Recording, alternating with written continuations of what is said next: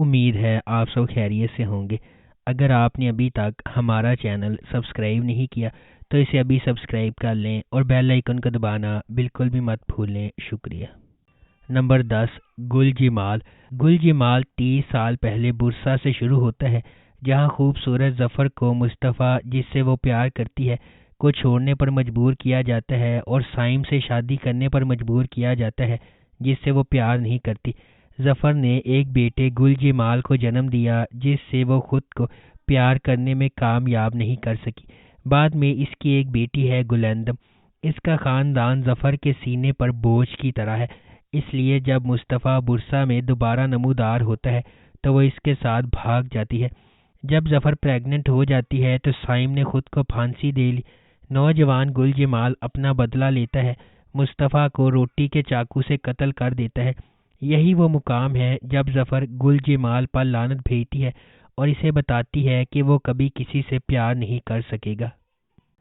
Number 9، heart ایک۔ Drama اسک سے تعلق رکھنے والے ایک خاندان کی کہانی ہے جو استنبول ہجرت کرتا ہے۔ جنت، جو کہ جوان ہونے سے ہی کام کر رہی ہے اور شادی کے لیے تیاری کر رہی ہے، یلماز سے شادی کر لیتی ہے، جس سے وہ محبت کرنے لگتی ہے اور دلہن بن کر اپنے گاؤں سے استنبول آتی ہے۔ تقریباً 40 سال تک جاری رہنے والی ان کی شادی کے نتیجے میں ان کے 3 بچے ہیں۔ شادی، جو اچھے وقتوں اور برے وقتوں میں شروع ہوئی تھی، جنت کے فالج اور موت کے ساتھ ختم ہوتی ہے۔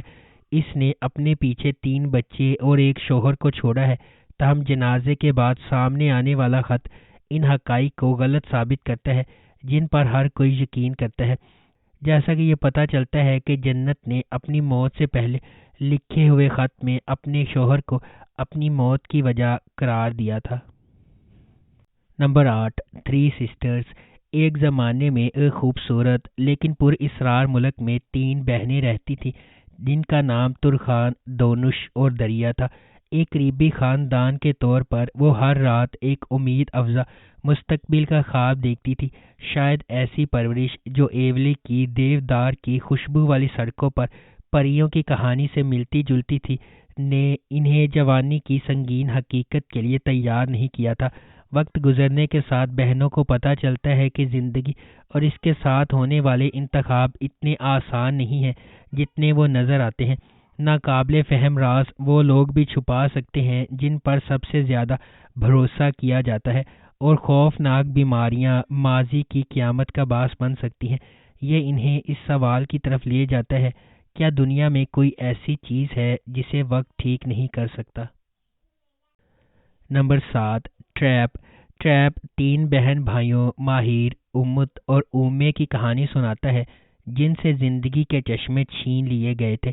کون برا، کون اصلی، کون جعلی؟ اس طرح کی ملی جلی دنیا میں 3 بہن بھائی امت، ماہر اور اومے، جو ایک مشترکہ مقصد کے لیے اکٹھے ہوئے تھے، پتہ چلا کہ ان کے پاس وہ رشتہ نہیں ہے جو وہ سمجھتے تھے۔ دوسری طرف گنیش، گوین اور میتے بہن بھائی ہیں جن میں سے ہر ایک کا خیال تھا کہ ان کے والد کی منظوری اور ان کی آرام دہ زندگی ایک دوسرے سے زیادہ اہم ہے۔ امت، جب وہ اس خاندان سے بدلہ لے رہا ہے جس سے وہ نفرت کرتا ہے، گنیش کی بدولت وہ اپنی زندگی کے سب سے بڑے تنازع سے گزرتا ہے۔ وہ لڑکی جسے وہ ہر گزرتے دن کے ساتھ اپنی زندگی کی محبت مانتا ہے۔ گنیش امت کی اصل شناخت اور مقصد کو نہیں جانتی، وہ اسے ایک گندے وکیل چنار یلماز کے طور پر جانتی ہے۔ وہ اپنے خاندان اور اپنا مستقبل اس آدمی کے سپرد کر دے گی جس سے وہ پیار کرتی ہے۔ Number 6، sapphire. سیریز کا مرکز گل سوئے خاندان پر ہے جو کیپاڈوشیا کے سب سے نمایاں خاندانوں میں سے ایک ہے، جس کی انتہائی قابل احترام زندگی ایک غیر متوقع سانحے کے بعد تباہ ہو جاتی ہے۔ امریکہ سے اپنے بڑے بیٹے آتش کی واپسی پر گل سوئے کافی عرصے کے بعد دوبارہ ایک جگہ پر اکٹھے ہوئے ہیں۔ آتش، جس نے کم عمری میں ایک ٹریفک حادثے میں اپنے والد کو کھو دیا، اپنے دادا عمر کی زبردست اتھارٹی کے سامنے سر تسلیم خم کرنے سے انکار کرتے ہوئے گھر چھوڑ دیتا ہے۔ اپنی والدہ گلفہم کی درخواست پر وہ اپنے دادا کے قائم کردہ خاندانی کاروبار کو سنبھالنے اور بڑھانے میں اپنے بھائیوں یمان اور اوکان کے ساتھ شامل ہونے کے لیے کئی سالوں کے بعد گھر واپس آیا ہے۔ نمبر 5، ادم فارہ۔ فارہ ایک 28 سالہ ایرانی خاتون ہے۔ 6 سال قبل ایران سے فرار ہوتے ہوئے اسے استنبول میں رکنا پڑا کیونکہ اسے معلوم ہوا کہ وہ پریگننٹ ہے۔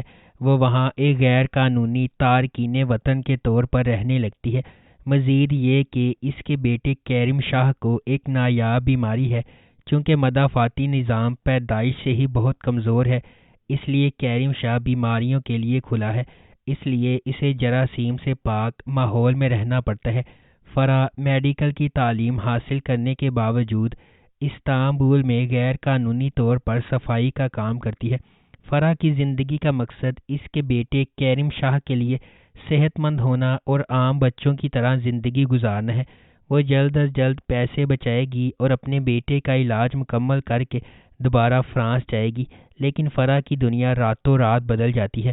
وہ مافیا کے ذریعے کیے گئے قتل کی گواہ ہے، جہاں وہ صفائی کرنے جاتی ہے اور طاہر لیکے سے ملتی ہے۔ Number 4، the family.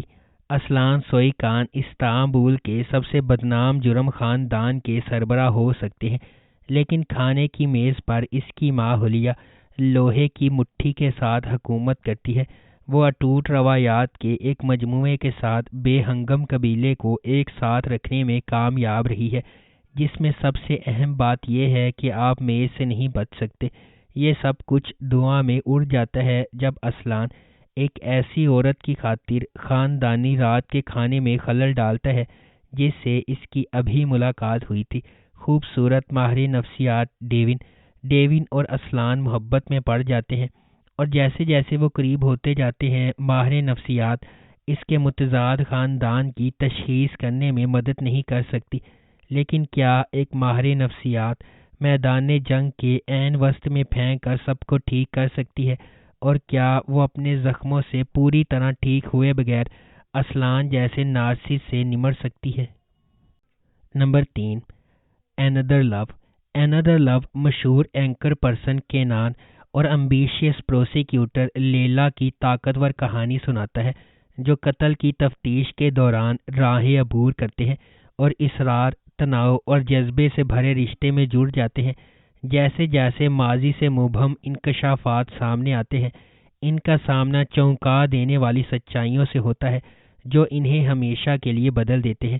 Serial killer case Canon کی کوریج کی بدولت سرخیوں میں آتا ہے، جو لیلا کی طرح قاتل کے تعاقب میں جاتا ہے۔ جیسے جیسے تفتیش گہری ہوتی جاتی ہے، لیلا کو احساس ہوتا ہے کہ یہ کیس ان کے خاندان میں طویل عرصے سے چھپے ہوئے تاریک واقعات سے جڑا ہوا ہے، جو ان سب کو پریشان کرنے کے لیے واپس آئے گا۔ نمبر 2، ہائیڈ می۔ میتے اور ناز، جو امیر اور بااثر گھرانوں میں پیدا ہوئے، اپنے بچپن میں کیے گئے ایک وعدے کے پابند ہے۔ یہ وعدہ ایک المناک واقعے سے ہوا ہے جہاں ناز کی بے گناہی پر سمجھوتا کیا گیا تھا اور میتے کے خاندان نے غیر متزلزل حمایت کی پیشکش کی۔ جیسے جیسے وہ بڑے ہوتے جاتے ہیں، ان کا رشتہ گرما گرم دلائل اور پرجوش مصالحت کا رولر کوسٹر بن جاتا ہے۔ میتے بچپن کے وعدے کو نبھانے کے لیے پرعزم ہے۔ ناز سے شادی کرنے کے لیے بیرون ملک تعلیم حاصل کر کے واپس آتا ہے، تاہم قسمت اس وقت مداخلت کرتی ہے جب وہ ناز کی وفادار نوکر انجیلا کے ساتھ راستے عبور کرتا ہے۔ نمبر 1، کنگ فشر۔ خالص آگا زیورات کی ایک بڑی سلطنت کا مالک اور کورہان خاندان کا سربراہ ہے۔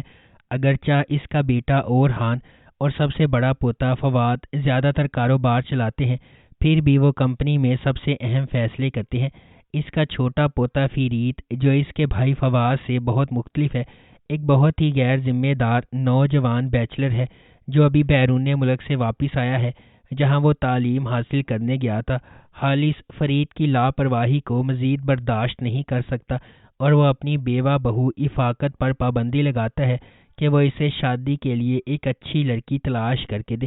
یہ خبر کہ خالص آگا اپنے پوتے کے لیے دلہن کی تلاش میں ہے، نیلے رنگ سے گازین ٹپ میں کاظم کی حویلی تک پہنچتی ہے۔ کاظم کے امیر ہونے کی واحد امید اس کی خوبصورت بیٹیاں سنا اور سیران ہے۔ اگر آپ کو ہماری یہ ویڈیو پسند آئی ہے تو اسے لائک کریں، شیئر کریں اور ہمارے چینل کو سبسکرائب کرنا بالکل بھی مت بھولیں. شکریہ.